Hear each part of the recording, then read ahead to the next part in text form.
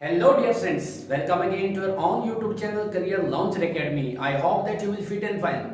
Students आइए आज के इस लेक्चर में भी आपका स्वागत है। जो आप बने रहते हैं अपने इस YouTube चैनल पर, उसके लिए आपका बहुत बहुत धन्यवाद। और आपका ये जो व्यू आप करते हैं, देखते हैं, चैनल को लाइक करते हैं, सब्सक्राइब करते हैं, कमेंट करते हैं, वो आपके इस YouTube चैनल को ग्रो करने में बहुत मदद करता है और हमें बहुत मोटिवेशन देता है। तो स्टूडेंट्स इसी मोटिवेशन से हमें नया कुछ सोचने का मतलब मन करता है कि हम कुछ नया सोचें, आपके लिए कुछ नया करें। तो स्टूडेंट्स आप सभी को पता है as per the guideline of CBSE, जैसा CBSE की गाइडलाइन के अनुसार आपको पता है कि आपके होने वाले एग्जाम जो हैं, अब जो एग्जाम होंगे वो होंगे आपके ऑब्जेक्टिव टाइप। तो सभी आपके जो लेसन से, चैप्टर से, पोएम से जो क्वेश्चन आएंगे वो आपके क्या आएंगे, ऑब्जेक्टिव टाइप आएंगे। तो स्टूडेंट्स आपको पता है कि आपके YouTube चैनल पर टाइम टू टाइम आपको ऑब्जेक्टिव टाइप क्वेश्चन करवाए जा रहे हैं। तो आज फिर उस लड़ी में, उस कड़ी में एक और मोती पिरोने की कोशिश की जाएगी। आज हम डिस्कस करेंगे क्लास 12 की जो हमारी पोएम है, जिसका नाम है an elementary school classroom in slum. उसके सभी ऑब्जेक्टिव टाइप क्वेश्चन को, मोस्ट एक्सपेक्टेड क्वेश्चन है, 30 क्वेश्चन जो हैं एक पोएम से बनाए गए हैं, जिनमें से आपको क्वेश्चन एग्जाम में जरूर मिलेगा। तो अगर आप चाहते हैं कि इस पोएम से आपको कोई भी क्वेश्चन पूछा जाए और वो आपसे मिस ना हो, तो आपको इस वीडियो को पूरा लास्ट तक देखना है। तो आपको पूरी कहानी भी उसमें स्पष्ट की जाएगी। पोएम को पढ़ाने के साथ साथ, बताने के साथ साथ, क्वेश्चन का आंसर बताने के साथ साथ उसको एक्सप्लेन भी किया जाएगा। अगर और फिर मैं आपको एक सूचना देता हूं स्टूडेंट्स, अगर आपने उस पोएम को लाइन टू लाइन पढ़ना है तो क्या है, तो आपके इस YouTube चैनल पर वो वीडियो है जिसका लिंक आपके इस वीडियो के डिस्क्रिप्शन बॉक्स में डाल दिया जाएगा और एंड स्क्रीन भी उस वीडियो को लगा दिया जाएगा। तो आप वहां पर जाकर के उस वीडियो को देख सकते हैं। तो स्टूडेंट्स आइए शुरू करते हैं आज की इस वीडियो को, जिसमें हम करेंगे, एक्सप्लेन करेंगे। बहुत ही सुंदर कविता लिखी गई है, जिसके द्वारा, किसके द्वारा, स्टीफन स्पेंडर के द्वारा। नाम क्या है, an elementary school classroom in slum. तो आइए शुरू करते हैं डिस्कशन। मैंने आपको So dear students, after discussing the facts about the poem, now we are going to discuss its objective type question. आइए इसके ऑब्जेक्टिव टाइप क्वेश्चन को डिस्कस कर लेते हैं कि इस पोम के अंदर से कौन कौन से ऑब्जेक्टिव टाइप क्वेश्चन बनते हैं। जैसा कि एक बार फिर रिपीट कर लेते हैं, आपकी इस पोम का नाम है an elementary school classroom in slum, written by Stephen Spender. क्योंकि हो सकता है कोई ऑब्जेक्टिव टाइप क्वेश्चन आपका इसके नाम से रिलेटेड या आपके पोइट के नाम से रिलेटेड भी पूछा जा सकता है। स्टूडेंट्स, तो पहला क्वेश्चन यहाँ पे हम करने जा रहे हैं। पहला क्वेश्चन जो पूछा गया है यहाँ पे, what awards the world it's world.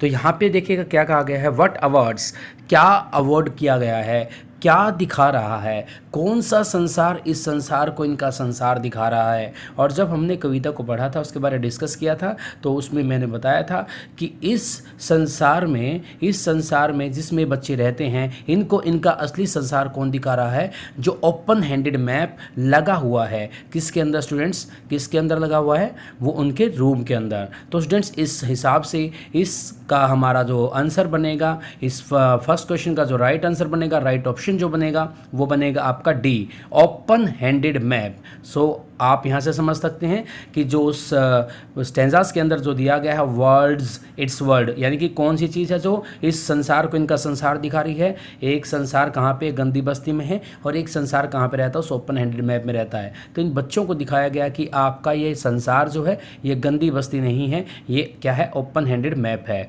तो स्टूडेंट्स इस प्रकार से आप समझ गए हैं कि इसका जो राइट आंसर है वो बनेगा आपका डी। तो D is it's right answer. तो स्टूडेंट्स आगे चलते हैं, आगे बढ़ते हैं, आगे देखिएगा।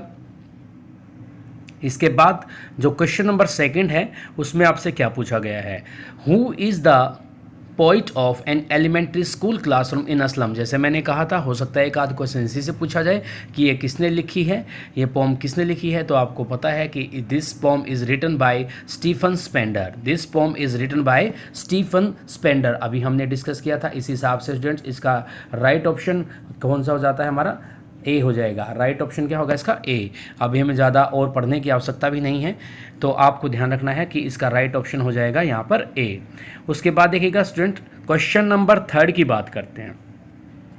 Who is refer to a wicked, किसको घटिया बताया गया है। आप सभी को पता है कि जो वहाँ पर डोनेशन की हुई चीज़ें हैं, या जो वहाँ पर मैप लगाया गया है, जो यहाँ पे शेक्सपियर का हेड की तस्वीर लगाई गई है, उन कुछ चीज़ों को राइट एग्जाम्पल नहीं बताया गया है। और विकेड उनमें से किसको कहा गया है, घटिया किसको बताया गया है, जो विलियम शेक्सपियर के हेड की जो धड़ की तस्वीर वहाँ पर लगाई गई है उसका वहाँ पर कोई लेना देना नहीं है। यानी कि जो क्लासरूम की जो सिचुएशन है, जो परिस्थितियाँ हैं, उससे उनका कोई भी रेलिवेंस नहीं है, कोई भी लेना देना नहीं है, कोई भी संबंध नहीं है। इसीलिए वहाँ पर शेक्सपियर को विकेड कहा गया है। तो आपको याद रखना है ये विकेड किसको कहा गया है इस पोम के अंदर, जो शेक्सपियर या शेक्सपियर की जो हेड की तस्वीर वहाँ पर लगी है उसको विकेड कहा गया है।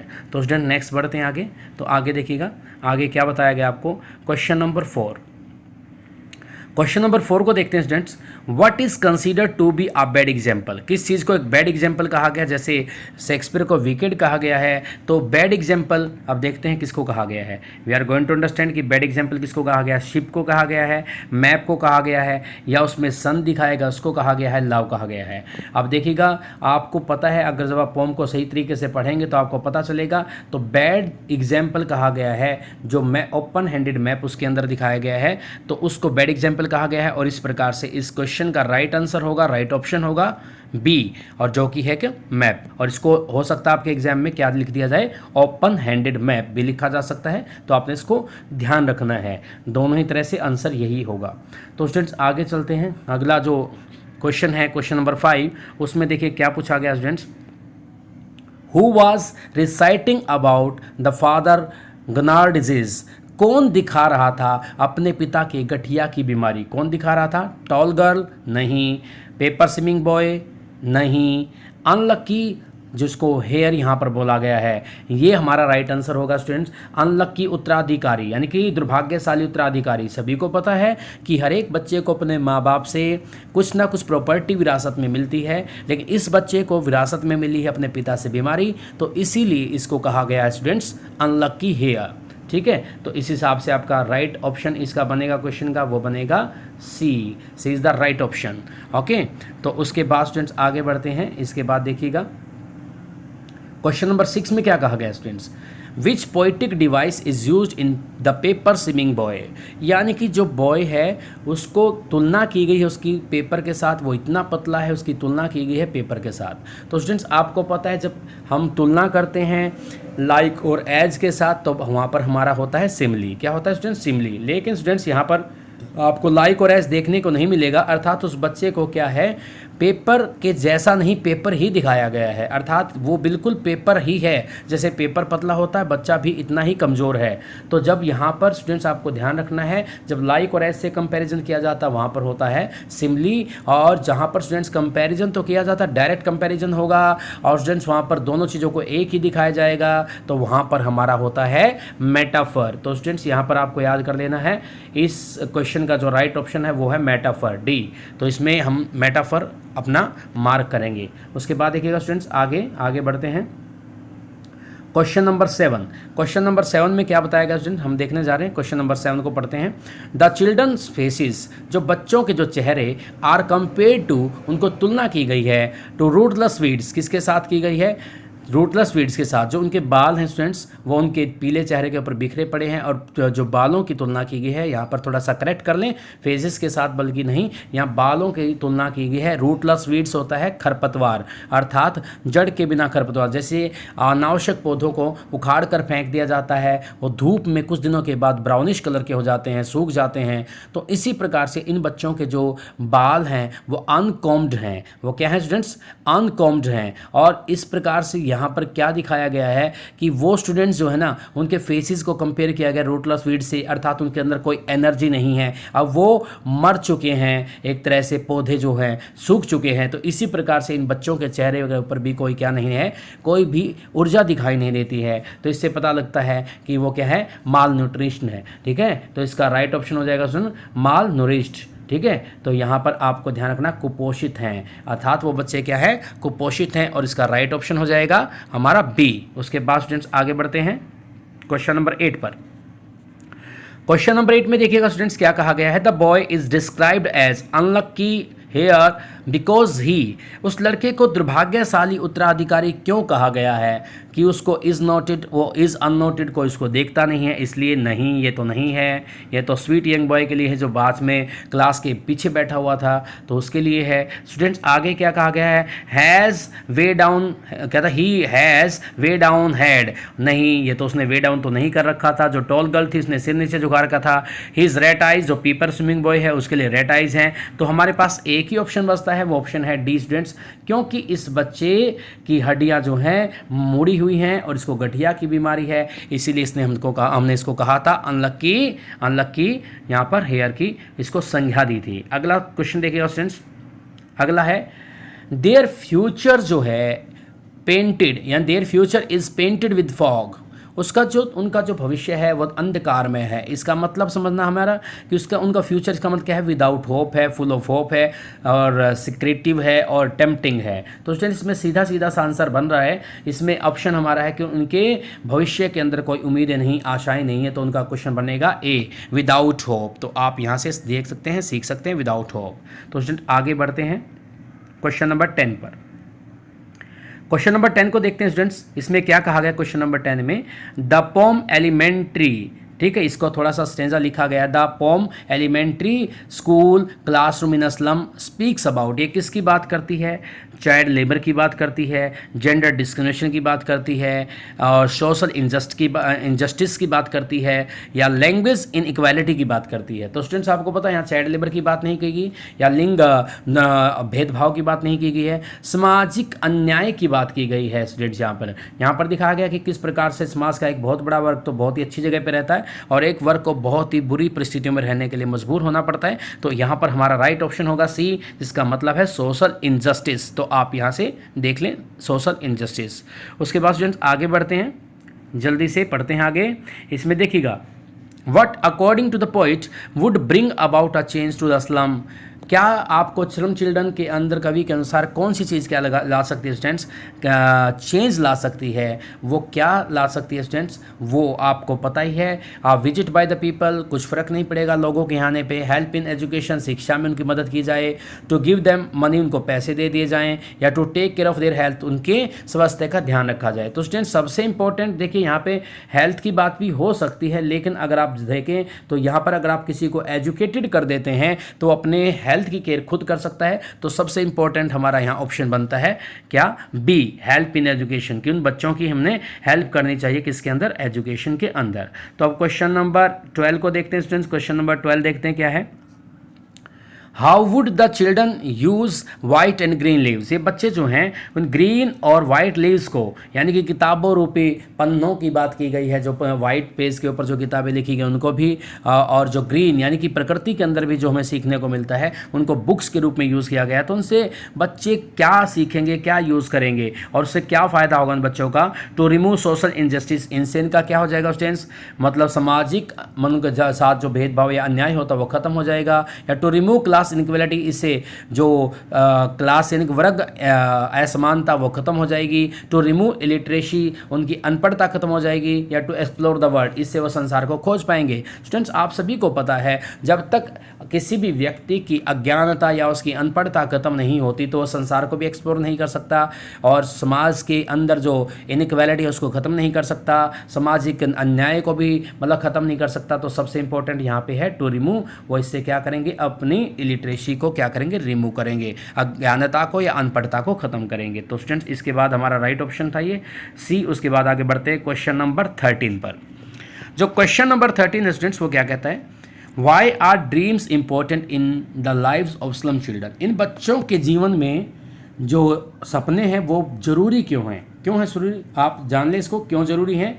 टू मोटिवेट फॉर फ्यूचर, भविष्य के लिए मोटिवेट करने के लिए। टू एंजॉय लाइफ, जीवन का आनंद लेने के लिए। टू एनकरेज अदर, दूसरों को एनकरेज करने के लिए। या टू रियलाइज देयर क्या है, डेप्रिवेशन, उनके वंचित किया गया उन चीज़ों से, उन चीज़ों का अनुमान लगाने के लिए या उनको महसूस करने के लिए। तो आपका यहाँ पे स्टूडेंट्स राइट आंसर बनेगा फर्स्ट, क्योंकि उनको भी मोटिवेट किया जा सकता है शिक्षित करने के बाद, ठीक है, सपने देखने के बाद उनके किसके बारे, फ्यूचर के बारे। तो राइट ऑप्शन इज़ 1 हमारा ए हो जाएगा स्टूडेंट्स।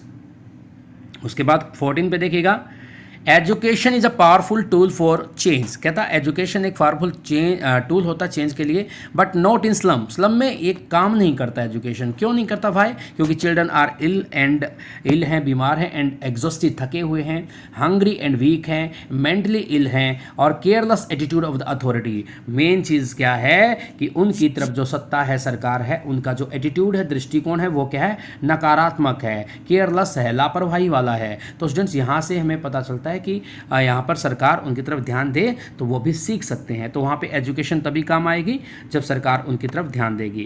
क्वेश्चन नंबर 15 को देखते हैं स्टूडेंट्स। क्वेश्चन नंबर 15 में लिखा गया what does stars of word signify. यहाँ पे जो स्टार्स ऑफ वर्ड लास्ट इस कविता की लास्ट लाइन में यूज़ किया गया है, स्टार आपको बताया गया, इसमें लिखा गया स्टार्स ऑफ वर्ड्स को यूज़ किया गया। तो उनका मतलब क्या है? उनका मतलब हो सकता है ट्विंकलिंग द स्टार, मतलब नहीं है कि टिमटिमाना सितारों का, स्पार्कल इन द स्काई, जो स्पार्कल करते हैं स्काई के अंदर, ऐसा भी नहीं है। Knowledge and empowerment and clear sky to जनर, क्या है यहाँ पे? जनरेट। तो स्टूडेंट्स यहाँ पे एक ही चीज़ बनती है, इसका ऑप्शन सही है, क्योंकि तारे यहाँ पर किस चीज़ का प्रतीक है स्टूडेंट? नॉलेज का एंड एम्पावरमेंट का प्रतीक हैं, ज्ञान का, और स्टूडेंट्स आप कह सकते हैं उनकी सशक्तता का, कि वो सशक्तिकरण उनके अंदर आ जाए। तो ये आपका राइट ऑप्शन बनेगा सी। तो उसके बाद चलते हैं स्टूडेंट अपना 16 क्वेश्चन को देख लें पहले। कहता है यहाँ पे स्टंटेड होता है कुपोषित, अनलकी होता दुर्भाग्यशाली, हेयर होता है उत्तराधिकारी, इनहेरिटेड द डिजीज फ्रॉम, कहाँ से उसको बीमारी मिली है। आपको ये आगे जाने की भी आवश्यकता नहीं है, मैं यही बता देता हूँ, क्योंकि आपको पता है उसको उसकी बीमारी कहाँ से मिली है, अपने पिता से मिली है। किससे मिली है? पिता से। तो यहाँ से इसका राइट ऑप्शन हो जाएगा, आंसर हो जाएगा ए। ठीक है स्टूडेंट्स, आगे चलते हैं हम क्वेश्चन नंबर 17 पर। The colour of the lead sky is, जो वहाँ पर लीड स्काई जो दिखाया गया स्टूडेंट्स, धूल भरा आसमान, तो वो ब्लू तो नहीं हो सकता, ना येलोइस हो सकता, ना रेड हो सकता। तो आपको पता है कि उसका धूल के कारण जो आसमान का रंग है जहाँ पर वो रहते हैं वो कैसा है स्टूडेंट्स? वो कैसा है? ग्रे है। कैसा है? ग्रे। तो सी ऑप्शन इसका राइट ऑप्शन है। तो यहाँ से आप इसको ठीक कर सकते हैं। अब बढ़ते हैं स्टूडेंट्स आगे कि the colour of the shore cream wall is, देखिए शोर क्रीम वॉल का मतलब होता है स्टूडेंट ऑफ वाइट कलर। तो वाइट कलर की वो है नहीं, क्योंकि पुरानी दीवारें हैं, उन पे वाइट वाश किए बहुत दिन हो चुके हैं, जिसके कारण से क्या है स्टूडेंट्स? वो काफ़ी मतलब क्या है? येलोइश कलर की हो चुकी हैं, और जिसको हम कह सकते हैं ऑफ वाइट कलर की। कैसी हो चुकी हैं? Of white. तो इसका राइट ऑप्शन है स्टूडेंट्स सी। तो यहाँ से आप देख सकते हैं इसका राइट ऑप्शन है सी। उसके बाद चलते हैं स्टूडेंट क्वेश्चन नंबर 19 पर। The wall of the classroom are decorated with the picture of, उस पर किसकी पिक्चर लगाई गई स्टूडेंट्स? शेक्सपियर के हेड की लगाई गई है, यस लगाई गई है। एक वैली दिखाई गई है, ट्रॉयलिस वैली, ये भी ठीक है। और बिल्डिंग्स एंड द वर्ल्ड का मैप भी दिखाया गया, ये भी ठीक है। तो इसका जो ऑप्शन का, इस क्वेश्चन का जो ऑप्शन बनेगा, राइट आंसर वो बनेगा डी, क्योंकि ये सारी चीज़ें उसमें दिखाई गई हैं। तो स्टूडेंट्स इसके बाद 19 के ऑप्शन को करने के बाद हम बढ़ते हैं अपने 20 जो क्वेश्चन है उसकी तरफ, 20वां जो हमारा क्वेश्चन है उसकी तरफ। स्लम चिल्ड्रन रिसीव, जो स्लम के जो बच्चे हैं वो रिसीव करते हैं क्या? एज एन इन, जो उनका इनहेरिटेंस में, यानी कि उनके विरासत में उनको क्या मिलती है? डिजीज़ मिलती है, बीमारी भी मिली हुई है। डिसअपियर, वो लड़की ने सिर नीचे झुका रखा है, उदासी मिली हुई है। एक पेपर स्विमिंग बॉय है जो बहुत कमज़ोर है, किसी कारण खाना नहीं मिल पाया, तो वहाँ पॉवर्टी की भी बात की, गरीबी की भी बात की गई है। तो इसका आंसर भी स्टूडेंट्स बनेगा ऑल द अबव। तो इसका भी राइट आंसर है हमारा डी। तो स्टूडेंट्स इसके बाद हम बढ़ते हैं आगे। उसके बाद देखिए क्वेश्चन नंबर 21 पे हम क्या देखते हैं? The poetic device used in like rootless weeds, मैं पहले ही बता चुका हूँ, जहाँ पर स्टूडेंट्स आता है लाइक रूटलेस वीड्स, जहाँ पर लाइक और एज का यूज़ होता है, तो वहाँ कुछ भी नहीं सोचना है, वहाँ सीधा आप क्या कह सकते हैं कि यहाँ पर किसका यूज़ किया गया है? सिमली का यूज़ किया गया। किसका यूज़ किया गया है? सिमली, उपमा अलंकार का यूज़ हुआ है। तो सी इसका राइट ऑप्शन है स्टूडेंट्स। आगे आपका ये है 22 क्वेश्चन जो है, इसमें क्या कहा गया है? बेल्ट, जो बैलेट यानी कि फूल, घंटी के आकार के जो फ्लावरी फूलों वाली ट्रॉयलिस वैली रेफर टू, वो क्या दिखाती है स्टूडेंट्स? वर्ल्डली प्लेजर को दिखाती है, संसारिक प्रसन्नता को दिखाती है, मैन मेड ब्यूटी को दिखाती है, नेचुरल ब्यूटी को दिखाती है, या एल्यूजन को, भ्रम को दिखाती है। तो ये जो घाटी दिखाई गई ये नेचुरल ब्यूटी है, जिससे वंचित कर दिया गया है इन स्लम के बच्चों को। तो यहाँ पर आपका हो जाएगा राइट ऑप्शन हो जाएगा स्टूडेंट्स आपका सी। तो उसके बाद बढ़ते हैं स्टूडेंट्स आगे क्वेश्चन नंबर 23 पर। यहाँ पे स्लैंग हीप, गंदगी के ढेर को कहा गया स्टूडेंट्स, आपको पता ही है इसका मतलब है नेचर तो नहीं हो सकता, ब्यूटी भी नहीं हो सकता, तो यहाँ पर बनेगा आपका डर्ट। यानी कि गंदगी को के लिए यूज़ किया गया है। तो इसका राइट ऑप्शन है सी। अब क्वेश्चन नंबर 24 को देख लेते हैं students. We are going to understand the question number 24। The image use to describe the hopelessness of the boy in the class is. जो बच्चों की जो होपलेस, एक बॉय जो वहाँ पर है उसकी होपलेसनेस जो दिखाई दी गई है उसको कैसे प्रदर्शित किया गया स्टूडेंट्स, वो क्या है?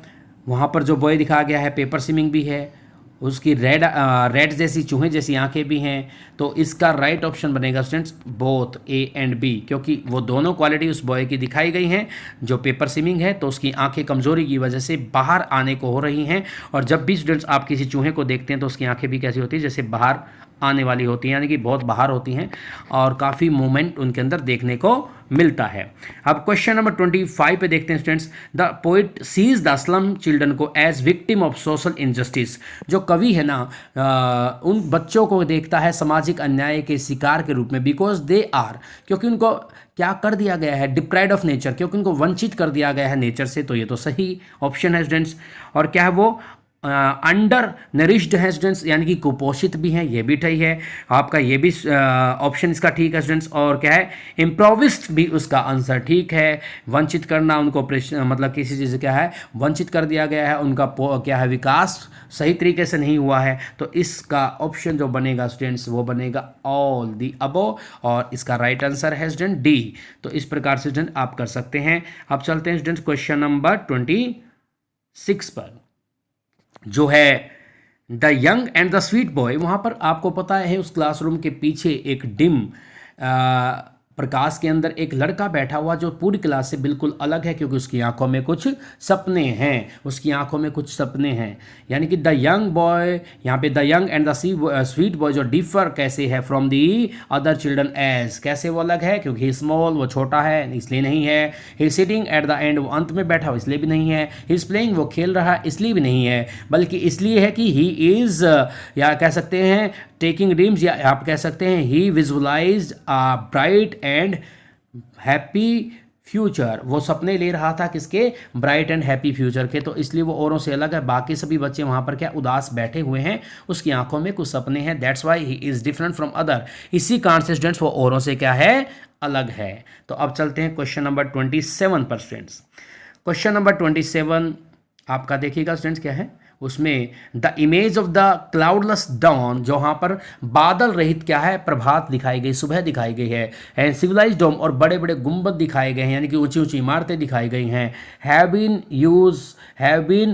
यूज़ होना चाहिए, तो यहाँ पे यूज़ कर ले, हैव बीन यूज़, उनको क्या यूज़ किया गया है, क्या दिखाने के लिए, मैं यहाँ पर ई लिख भी दे उसमें ई।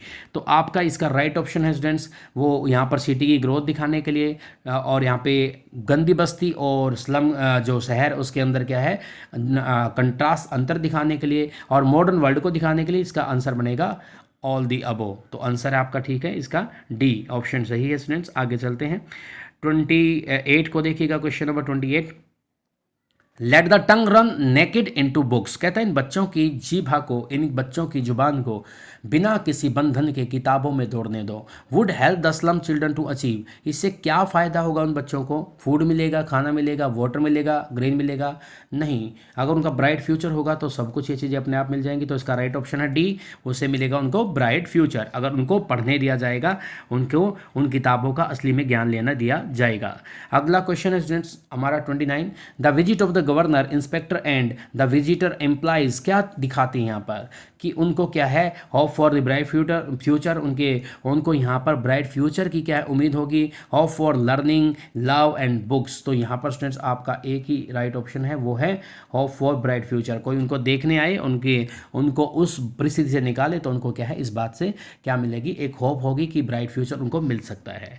तो अब देखिएगा स्टूडेंट्स लास्ट क्वेश्चन, जो हालांकि हम पहले कर चुके हैं, who is the poet of this pome, तो ये इसी से एंड करते हैं। कौन है इस कविता का जो कवि है, कौन है आपको पता है। उसका राइट ऑप्शन है स्टूडेंट्स आपका स्टीफन स्पेंडर, ये हम पहले भी कर चुके हैं। तो स्टूडेंट्स इस प्रकार से हमने बहुत इंपॉर्टेंट 30 जो क्वेश्चन है इस पोम के, उनको किया है डिस्कस यहाँ पर के। और स्टूडेंट्स आप इसको अच्छे से समझ भी सकते हैं, तो आपने इनको करके देखना है, बार बार रिपीट करना है। आप इस वीडियो को बार बार देख सकते हैं। तो इस प्रकार से स्टूडेंट्स ये जो भी इंपॉर्टेंट क्वेश्चन बनते थे ये आपके YouTube channel career launcher academy के यूट्यूब चैनल पर इनको क्या डिस्कस किया गया है। अगर आप इस यूट्यूब चैनल पर नए हैं तो आप इस यूट्यूब चैनल को स्टूडेंट्स सब्सक्राइब कर लेना है। अगर आपने इस वीडियो को लाइक नहीं किया तो प्लीज़ लाइक करें और अपने दोस्तों के साथ ज़्यादा से ज़्यादा शेयर करें ताकि ज़्यादा से ज़्यादा बच्चों को इस वीडियो का बेनिफिट मिल सके। और स्टूडेंट्स अगर आप इस पॉम को लाइन टू लाइन पढ़ना चाहते हैं, इसके सभी फिगर ऑफ स्पीच जानना चाहते हैं और इसकी लाइन टू लाइन हिंदी समझना चाहते हैं तो स्टूडेंट्स इसके लिए आपके यूट्यूब चैनल पर वीडियो बनाई गई है जिसको इस वीडियो के एंड स्क्रीन पर लगा दिया जाएगा। और साथ में स्टूडेंट्स आप इसका लिंक भी दे सकते हैं, डिस्क्रिप्शन बॉक्स में भी इस वीडियो के लिंक को डाल दिया जाएगा। और स्टूडेंट्स आपने इस वीडियो को लास्ट तक देखा, आपका बहुत बहुत धन्यवाद। Thank you. जय हिंद, जय भारत।